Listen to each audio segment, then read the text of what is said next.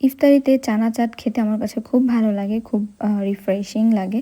তো আমি এটা প্রায়ই করে থাকি। এখানে আমি চানা বা হচ্ছে চিকপিস যেটা সেটা সিদ্ধ করে নিয়েছি। সিদ্ধ করার সময় লবণ দিয়েছি, তাই আমি একটু এখন কম দিব।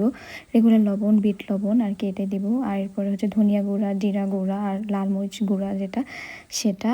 আর হচ্ছে আলু সিদ্ধ করে নিয়েছি। চটপটির মসলা আমি এখানে দিয়ে দিচ্ছি। রাঁধুনি যেটা সেটাই আমার ভালো লাগে। আর এখানে হচ্ছে একটু ক্রাশড যে রেড চিলি পেপার সেটা একটু দিয়ে দিচ্ছি। এরপর শুকনো এইগুলো সবগুলো মিক্স করে নিব। আর হচ্ছে এখানে একটা তেঁতুলের টক বানিয়ে নিয়েছি, সেটা আমি দিয়ে দিব।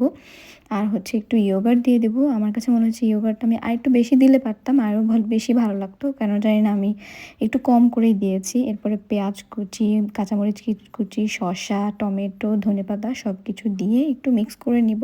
এরপর টক দইয়ের বাটিতে একটু পানি মিশিয়ে সেটা আমি দিয়ে দিচ্ছি, তাহলে খেতে ভালো লাগে, একটু মাখা মাখা হয়। এরপর সার্ভ করার পরে আপনি সব শসা কুচি, পেঁয়াজ কুচি, ধনেপাতা, টমেটো এগুলো সবগুলো দিয়ে আবারও একটু দিয়ে দিতে পারেন, তাহলে ভালো লাগে খেতে।